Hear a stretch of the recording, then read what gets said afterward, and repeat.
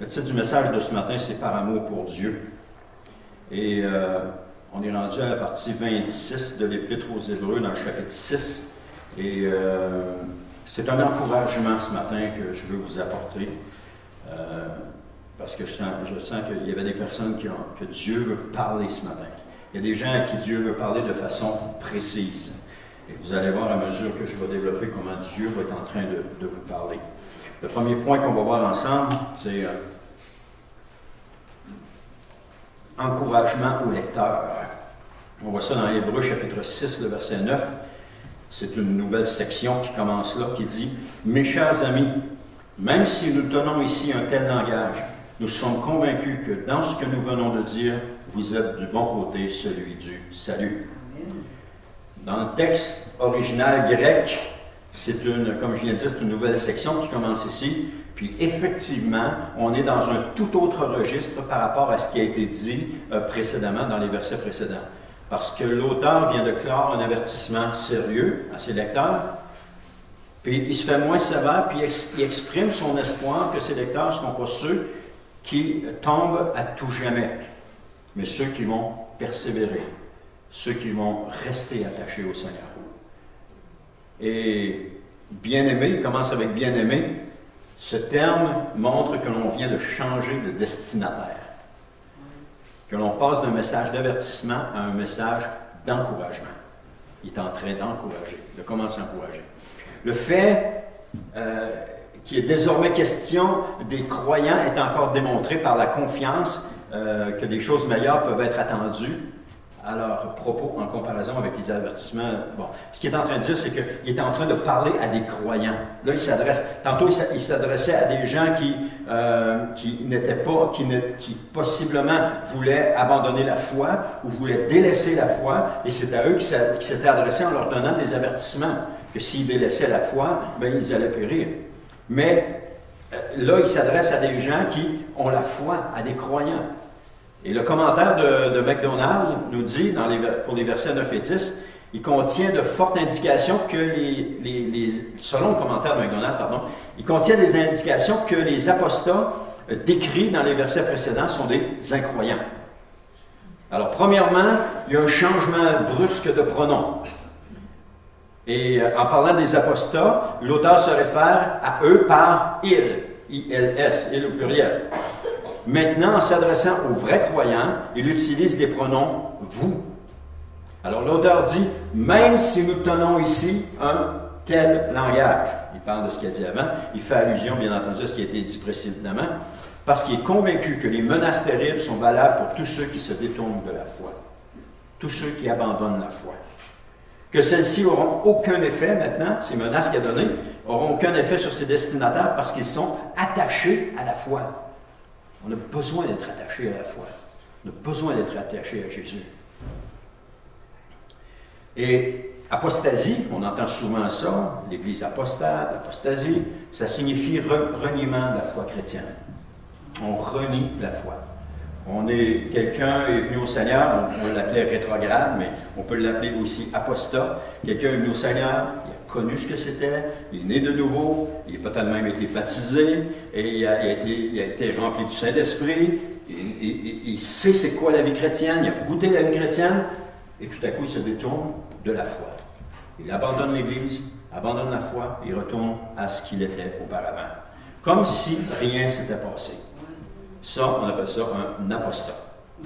Ou encore le mot apostasie est utilisé une seule fois dans la Bible Louis II, c'est dans 2 Thessaloniciens chapitre 2, verset 3. Une seule fois. Alors par contre, la version sommaire parle plutôt de grand rejet de Dieu. Donc quand il parle ici d'apostasie, il parle de l'Église à un moment donné où est-ce que l'Église va complètement rejeter Dieu pour s'attacher à la bête ou à l'Antéchrist ou à l'Antichrist. Il va s'attacher. Donc, il y a un abandon à la foi de Dieu.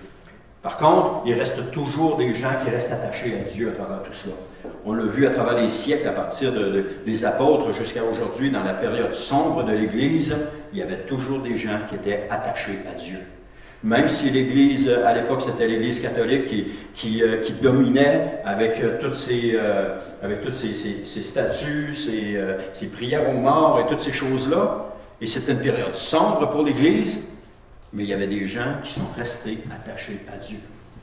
Il y a des gens qui ont continué de croire au vrai Dieu. Ensuite de ça, il y a eu, vers la fin de cette période-là, il y a eu comme un réveil qui a pris place, pas comme, il y a eu un réveil qui a pris place, mais ça a commencé avec les Huguenots. Ils ont commencé à louer Dieu, à croire en Dieu. Après ça, il y a eu Martin Luther qui est arrivé avec les 97 thèses, je pense, que là, il s'est aperçu en lisant la Bible que, oh, ça ne marchait pas, là.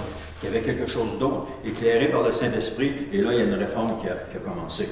Mais à travers tout cela, il y a toujours eu des gens, des hommes et des femmes de Dieu sincères qui ont toujours adoré le Seigneur. Même dans le peuple d'Israël, à un moment donné, dans un temps d'apostasie où est-ce qu'il avait renié la foi, il faisait ce qu'il voulait, il faisait les meurtres, et des faux jugements, il condamnait des innocents, etc. Et Dieu va dire à un prophète qui s'est gardé des hommes qui n'avaient pas, je ne me souviens pas du nombre, mais qui s'est gardé des hommes qui n'avaient pas plié le genou devant Baal. Baal, c'était la divinité que le peuple avait adoptée. Donc, ils ne savaient pas plier les genoux devant Baal. Ils étaient restés attachés à Dieu. Amen. Donc, on peut, à ce moment-ci, on ne peut parler d'apostasie dans l'Église. On n'est pas rendu là. Puis dans le contexte de ce qui va précéder la venue de Christ, c'est l'apostasie. On va le voir. Ça va aller grandissant. On commence à le voir un peu, mais on n'est pas encore rendu là. Parce qu'il y a encore des églises où est-ce que les églises sont encore, les dénominations, disons-le comme ça, sont encore là à vraiment tourner vers le Seigneur et n'encouragent pas à abandonner la foi. Mais ça va se faire plus tard, vers la fin. Donc, au moment où on se parle, l'Église du Seigneur Jésus, comme je vous ai dit, elle n'est pas rendue là. Maintenant, l'auteur de l'Épître est persuadé que ses lecteurs n'ont pas renié la foi. Puis il continue en disant, nous sommes convaincus que ce que nous venons de dire, vous êtes du bon côté de celui du salut. Donc, c'est un premier pas vers l'encouragement. Alors, le premier encouragement qu'on voit, c'est Dieu voit et considère ce que vous faites pour lui. Hébreux chapitre 6, le verset 10, ça dit « Car Dieu n'est pas injuste au point d'oublier l'activité que vous avez déployée par amour pour lui, dans les services que vous avez rendus, que vous rendez encore à ceux qui lui appartiennent. » Et j'aime particulièrement ce passage, parce que c'est souvent un passage qui est employé pour encourager les serviteurs de Dieu.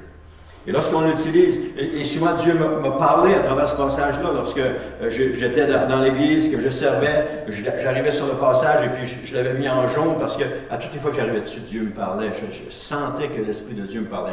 Parce que tantôt, j'ai parlé que la parole est vivante. Et lorsque l'Esprit de Dieu vous a parlé une fois sur un passage et que vous l'avez marqué, il va toujours vous parler. À toutes les fois que vous allez arriver dessus, il va toujours vous parler. Parce qu'il a pris vie. L'Esprit de Dieu l'a rendu vivant à votre esprit. Il va toujours vous parler. Et une chose qui m'encourageait, c'était que dans mes autres Bibles, je marquais, il y avait beaucoup de jaune dedans, c'était surtout des promesses que Dieu avait données.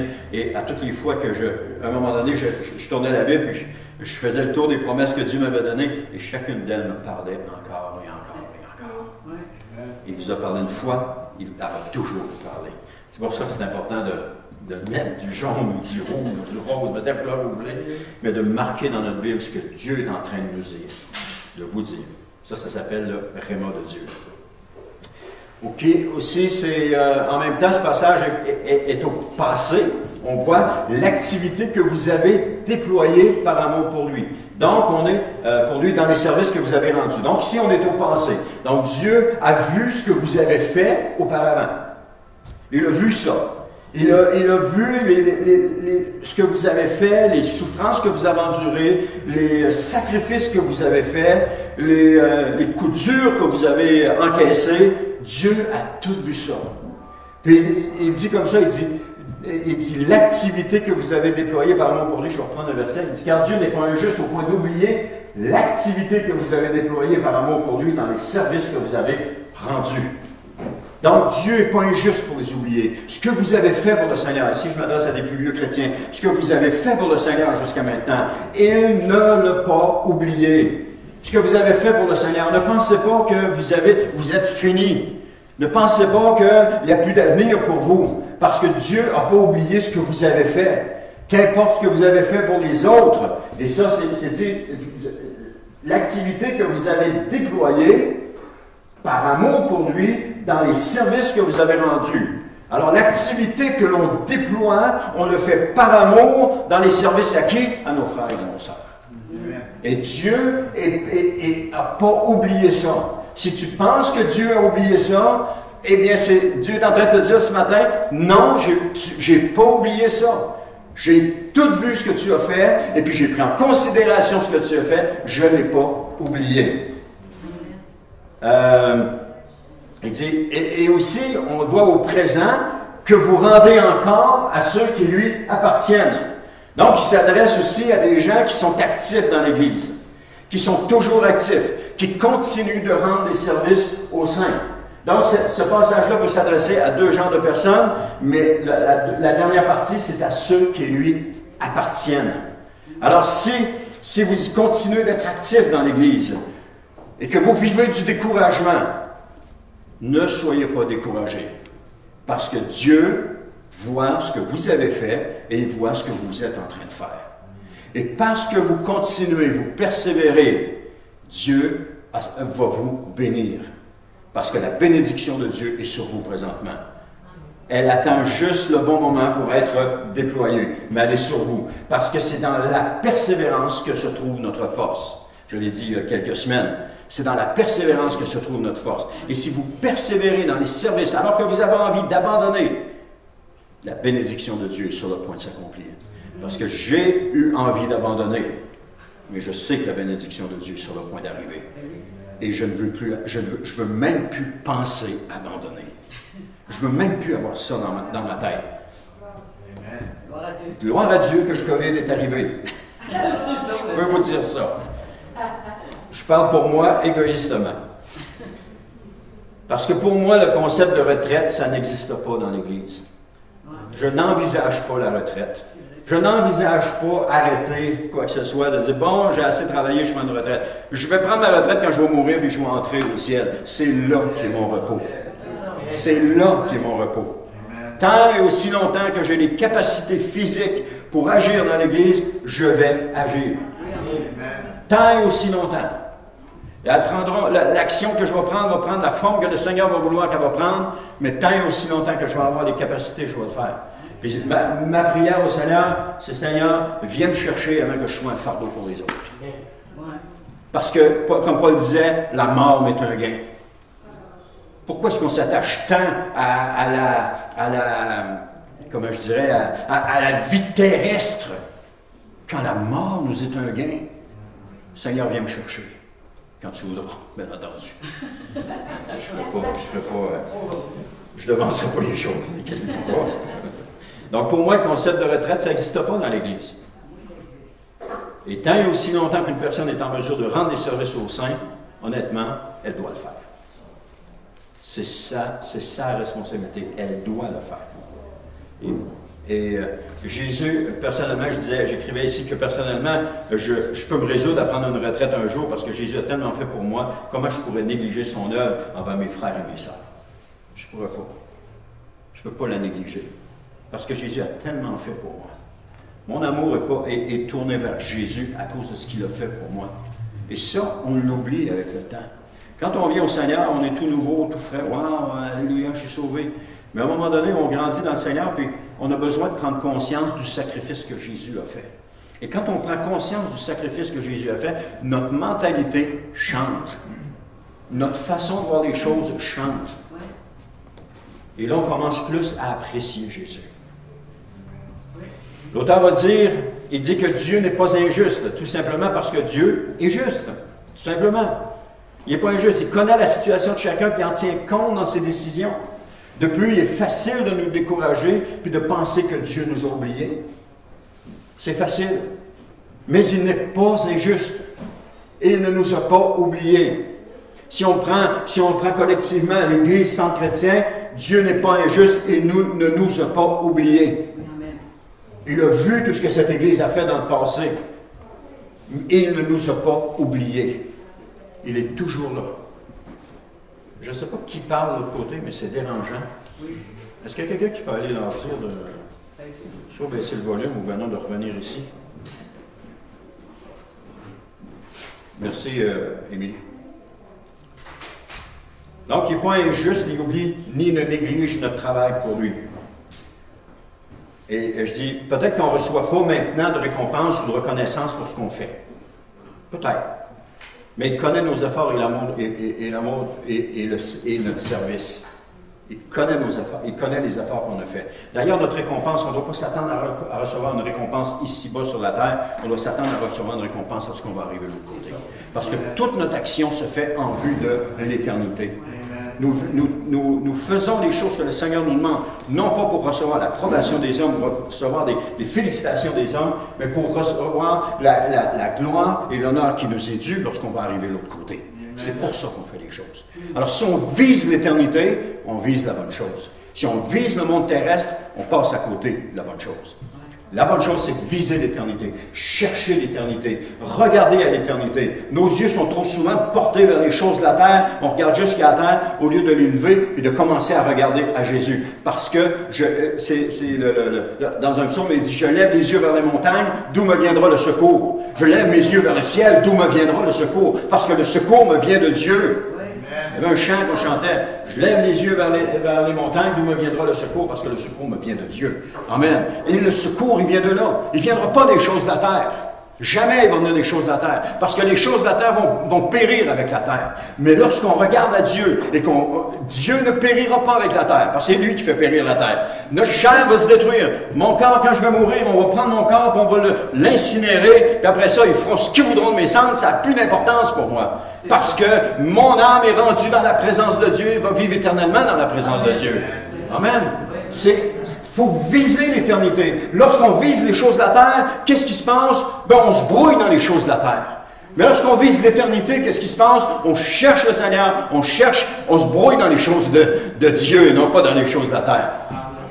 Si vous regardez la terre, vous mettez de l'eau, vous brassez, ça fait de la boîte. Mais si vous mettez de l'eau dans le ciel, ça fait blanc ou gris, mais ça ne fait pas de la boîte. Il ne tombe pas de boîte quand il mouille. C'est seulement quand ça tombe à terre que ça vient tout brasser, que ça fait de la boîte. Alors si vous vous attachez aux choses de la terre, c'est de la boîte. C'est rien que ça.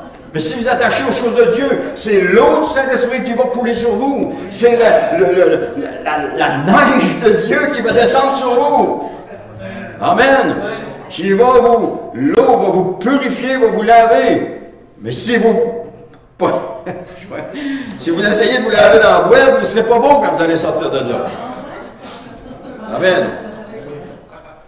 Il connaît nos efforts dans l'amour et dans le service.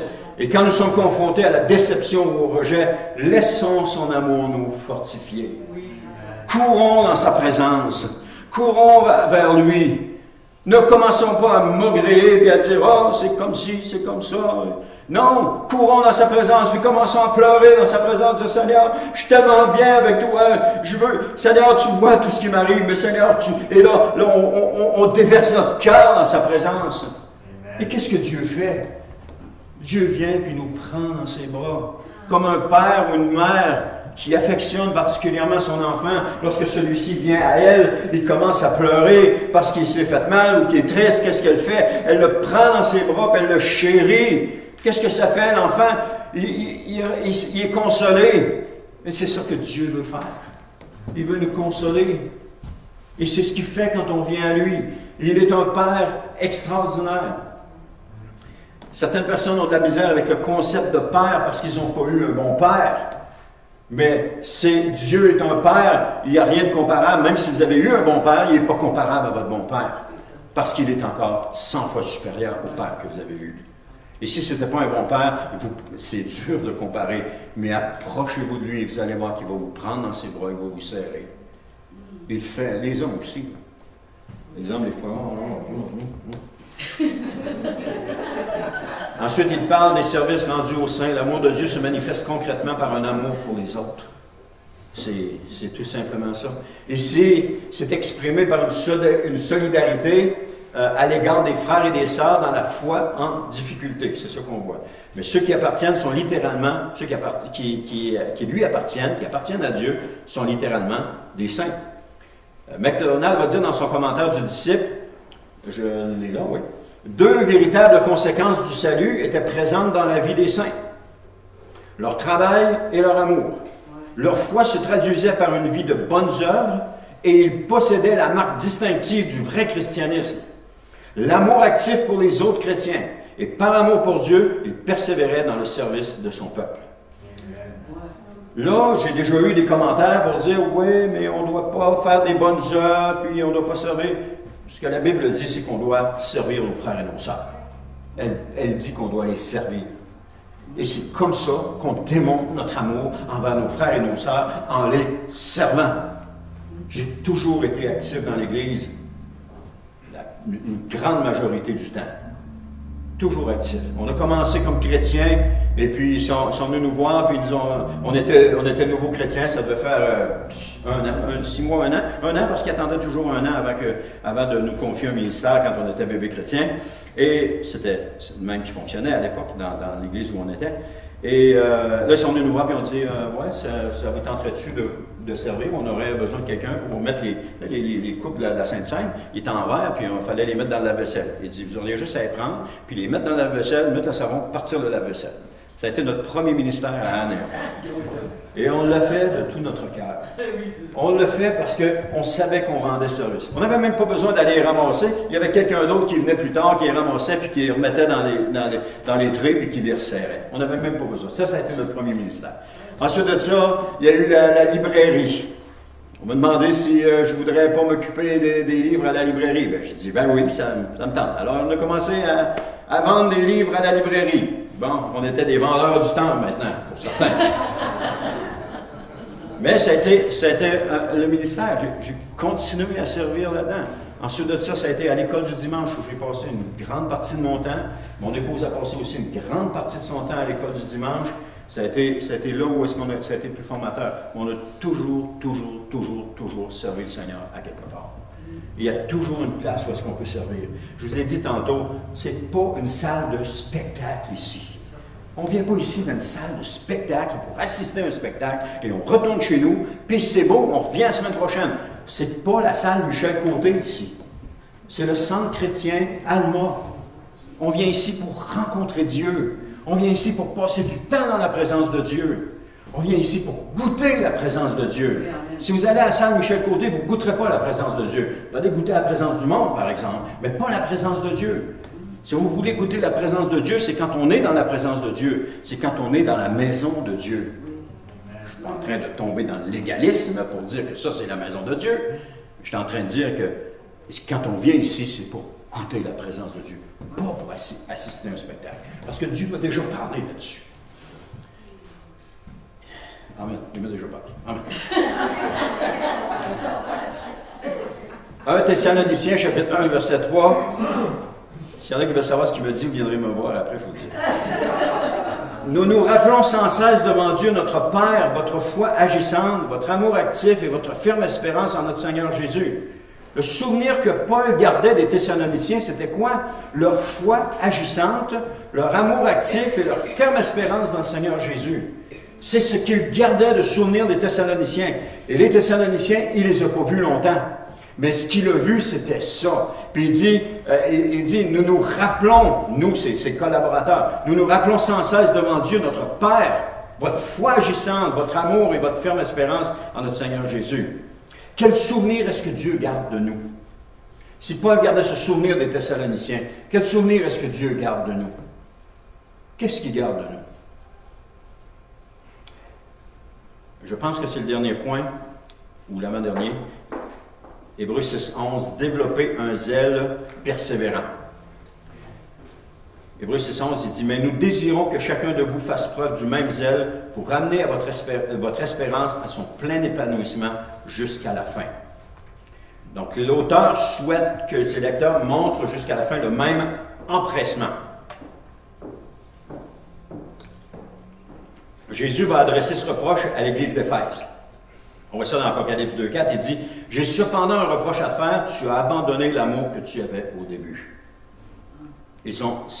Cet amour qui nous faisait aimer ce qui n'était pas aimable. Est-ce que vous vous souvenez de ça? Quand vous êtes venu au Seigneur, combien vous étiez débordant d'amour?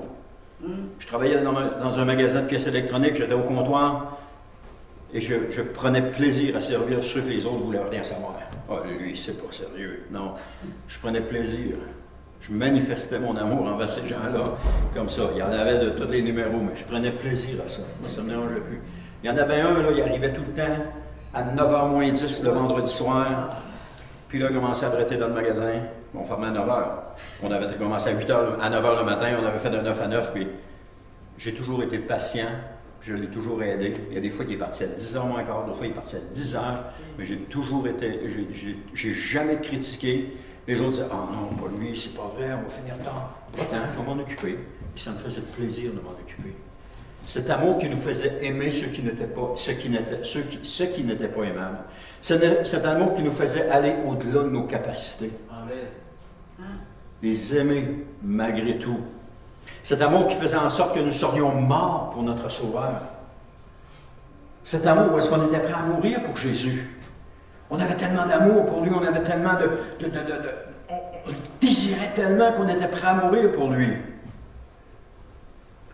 Cet amour qui nous attachait à l'Église. Parce qu'on savait que c'était la présence de Dieu, qu'on savait que le Seigneur Jésus se manifestait. On avait cet amour et on s'attachait à l'Église. Cet amour qui ne nous faisait reculer devant rien. On était prêt à tout pour le Seigneur. Le Seigneur disait, tu vas témoigner à cette personne-là aujourd'hui. À tes bébés chrétiens, là. Alors, il y en a qui sont tout flancs, mais il y en a d'autres qui sont « Oh, tabarnouche que c'est Dieu. » Et là, tu as ça dans la tête toute la journée. Oui, il faut que j'y témoigne, il faut que je témoigne. Seigneur, donne-moi une porte, ouvre-moi une porte, ouvre-moi une porte, Seigneur, donne-moi une porte, il faut que je parle, donne-moi une porte, ouvre-moi une porte. Parle-moi, Seigneur, dis-moi quelque chose, montre-moi un signe. Et là, toute la journée, où c'est que tu as tes pensées toute la journée? Tu as tes pensées dans le Seigneur parce qu'il te dit, je veux que tu témoignes à cette personne-là.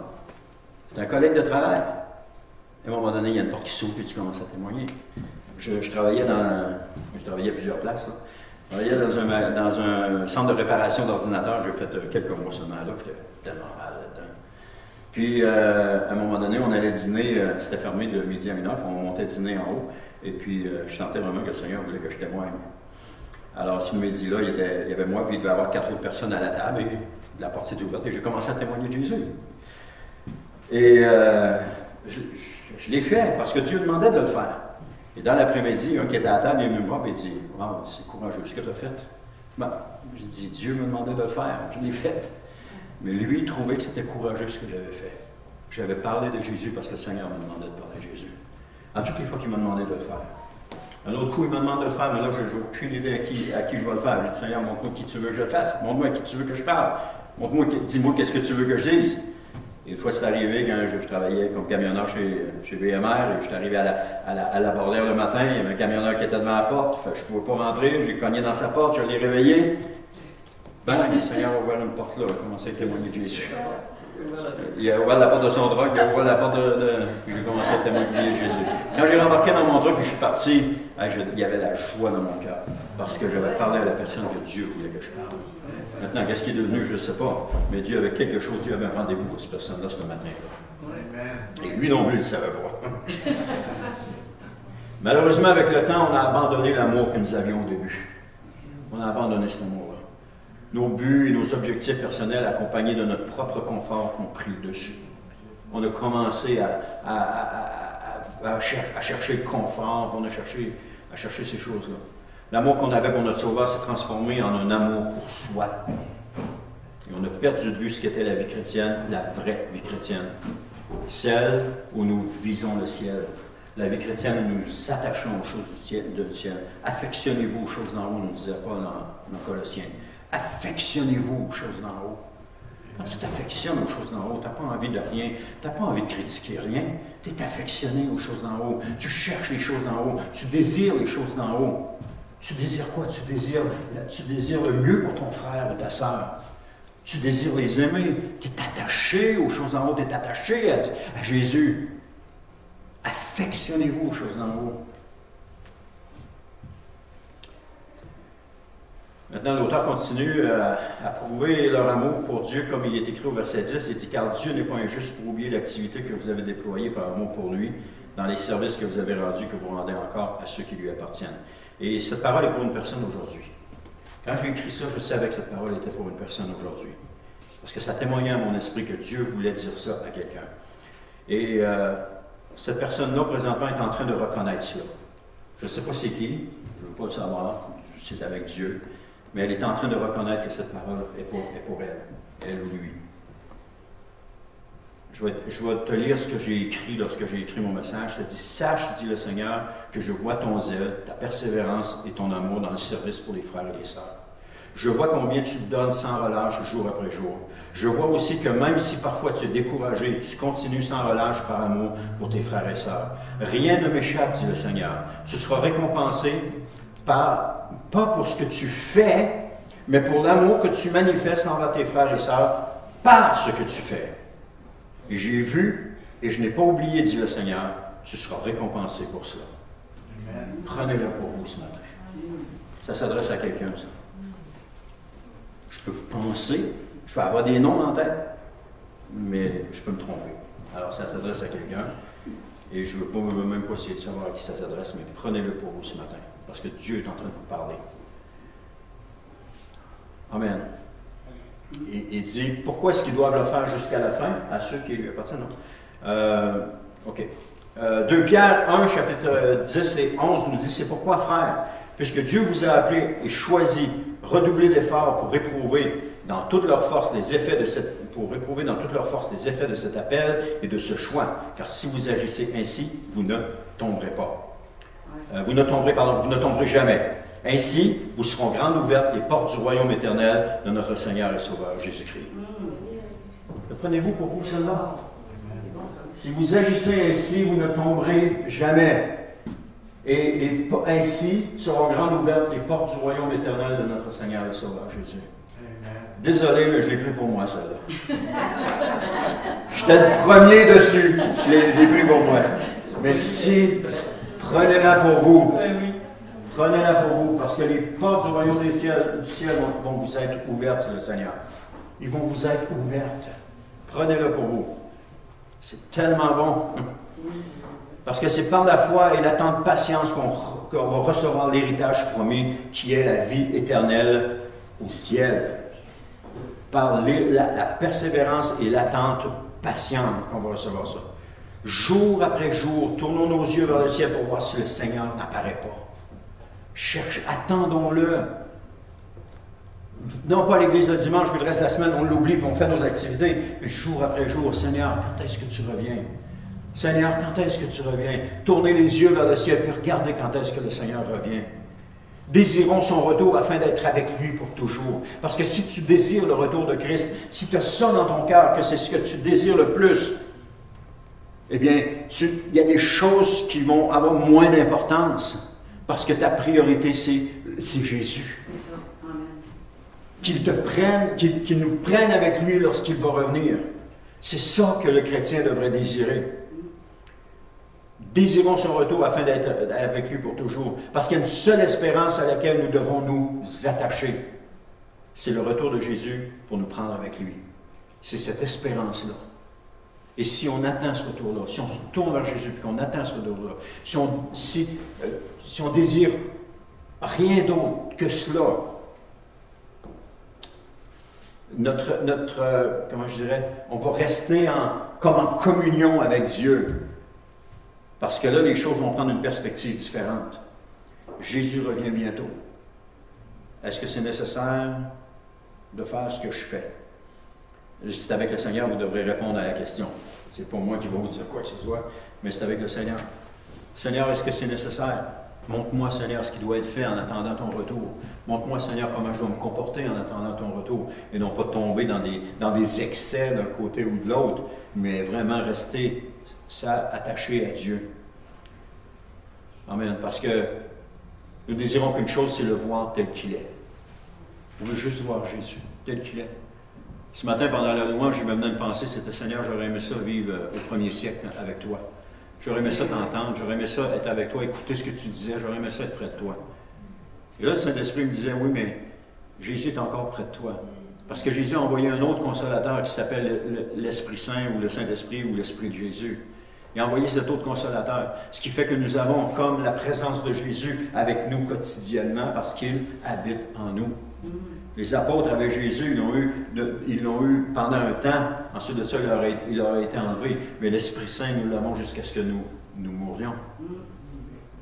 Alors on a la présence de Jésus avec nous. On attend son retour dans une attente patiente et persévérance. Et pendant longtemps, je ne voulais pas que Jésus revienne tout de suite. À toutes les fois que j'arrivais chez nous, mon père il me parlait de l'Apocalypse, puis je venais... ça me virait à l'envers parce que j'étais tellement affectionné aux choses de la terre que je disais, quand je partais de là, je disais, Seigneur, reviens pas tout de suite. Laisse-moi vivre un peu. Mais les choses ont changé. Aujourd'hui, c'est Seigneur, reviens. Reviens là. Reviens. Les choses de la terre, là, ça n'a plus d'importance. Reviens. Mais il y a un désir qui est grandissant de voir Jésus revenir. Chaque jour, je m'efforce de me garder pur afin de lui être agréable. J'aime tellement Jésus que je suis prêt à endurer tout ce qu'il voudra que j'endure pour lui. Tout ce qu'il voudra que j'endure. Je vais l'endurer. Parce que mon amour est vers le Seigneur Jésus. J'aime tellement l'Église aussi que je suis prêt à endurer tout ce que le Seigneur voudra que j'endure pour elle. J'ai toujours aimé l'Église.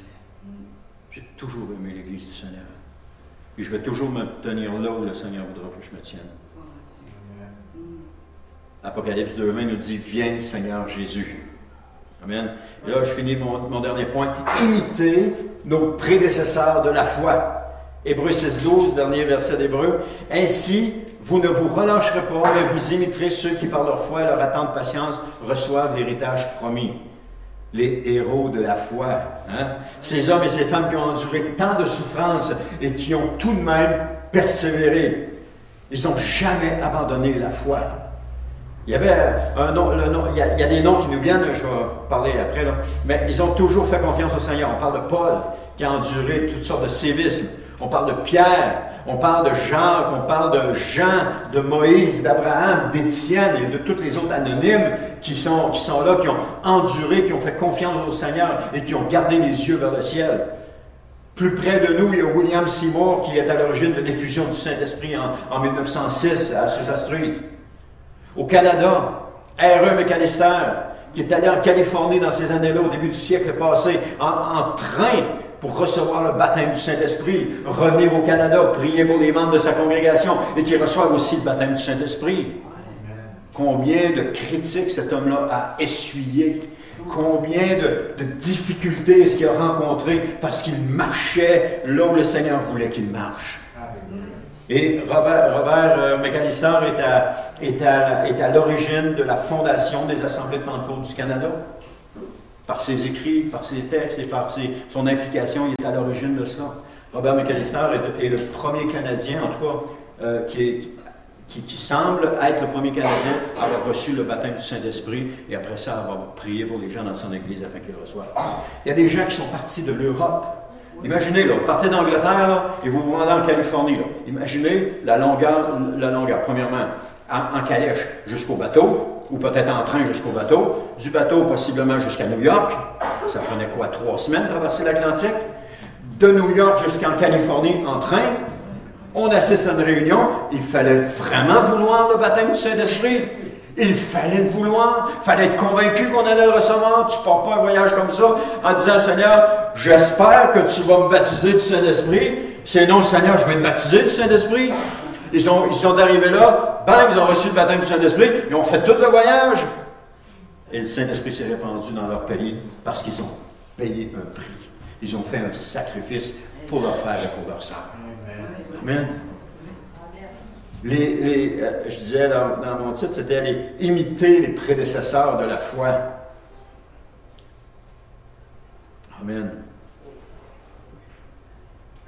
Que dire aussi de Donald G., qui a enseigné la doctrine du baptême du Saint-Esprit avec le parler en d'autres langues, qui a plusieurs livres et qui n'a pas établi, mais qui a enseigné cette doctrine-là et imitons nos prédécesseurs de la foi.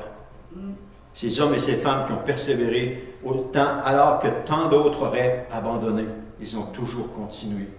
Ils ont enduré toutes sortes de châtiments, mais ces personnes savent une chose, c'est que ça en valait la peine. Parce qu'ils faisaient ce que Jésus leur demandait de faire. Et ça en valait la peine. Lorsque nous faisons le service pour le Seigneur, ça en vaut la peine. Lorsque nos yeux sont fixés vers le ciel et non pas sur les choses de la terre, ça en vaut la peine. On vit une vie qui est relativement confortable, mais bientôt, peut-être que la persécution va venir et les choses vont être complètement différentes. On a juste un petit aperçu là, de choses qui peuvent être différentes, mais ça peut être pire encore. Qu'est-ce qu'on va devenir à ce moment-là? Qu'est-ce qui va nous arriver? Si nos yeux sont fixés sur les choses de la terre, qu'est-ce qui va nous arriver? On ne s'en sortira pas. On va abandonner la foi. Mais si nos choses sont tournées vers les choses de Dieu, sont accrochées au Seigneur Jésus, qu'importe ce qui peut nous arriver, ma foi est en Dieu, et je continue de persévérer dans les voies de Dieu. Ces personnes savaient qu'une grande récompense était rattachée à leur attente persévérante. Il y a des Amy Sample McPherson, qui est une femme évangéliste. Une femme évangéliste à cette époque-là, c'était inconcevable. Mais Dieu l'avait appelée à ce ministère-là. Et cette femme-là a enduré des choses incroyables. On n'imagine pas tout ce que ces hommes et ces femmes de Dieu-là ont enduré, tout ce que ces héros ont enduré, tout ce qu'ils ont supporté pour le Seigneur Jésus. On n'imagine pas ça. Et aujourd'hui, si on est ici et qu'on peut se réunir encore, c'est à cause de ces hommes et ces femmes qui nous ont précédés et qui nous ont témoigné leur amour pour Dieu. Jour après jour, ces personnes ont pleuré et crié de douleur. Jour après jour, ils ont cherché la face de Dieu. Jour après jour, ils ont désiré davantage du Seigneur. Mais les promesses que Jésus leur a faites étaient leur encre dans la tempête. Les promesses que Dieu nous fait. Ce sont les promesses que Dieu nous a faites. Accrochons-nous à ces promesses-là. Accrochons-nous à cela. Dieu nous a promis telle ou telle chose. Je regardais juste un matin Abraham qui a eu des promesses de la part de Dieu. Il y a eu plusieurs promesses de la part de Dieu, mais il s'est accroché à ces promesses-là. Abraham est appelé le père de la foi parce qu'il a toujours cru en Dieu.